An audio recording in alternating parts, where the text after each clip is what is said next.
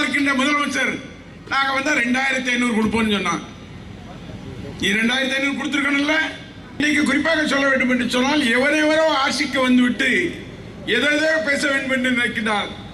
இன்னும் 4 மாதம் தான் இந்த ஆட்சி இருக்கும் என்பதை நான் சொல்லிக்கொள்ள கடமைப்பட்டிருக்கின்றேன். இது போக ஆதவர்த்தனாங்கிறவன் ஒருத்தர் இருக்கான். சட்டமன்றத்தில் விஜய் அந்த பக்கம் உட்கார்ந்துருக்கான், அந்த பக்கம் எங்களுடைய இளம் தலைவர் மரியாதைக்குரிய அண்ணன் உதயநிதி ஸ்டாலின் இருக்காரு. உதயநிதி ஸ்டாலின் பேசின உடனே அவனுக்கு ஓடவே இல்லை, வைக்கவும் இல்லை, ஓட பார்த்தாங்க. அவன் சொல்றான் ஆதவர்த்தனா இத மாதிரி இல்ல, நான் அனுப்பி பதில் சொல்லிருப்பேன். நீ என்ன பதில் சொல்லிடுவ? இது எந்த ஊரு? எந்த வகையிலும் எவரையும் வீழ்த்தி விடுவோம். திருச்சி தேர்தல் எங்களுடைய தளபதி போட்டியிட வேண்டும் என்ற தீர்மானத்தை இன்னைக்கு காலையில் நாங்கள் வச்சிருக்கோம். அப்படியே சிங்கப்பூர் மாதிரி மாத்தி வச்சிருந்தாரு. ஆனா கேடு கட்ட அந்த தொகுதி மக்கள்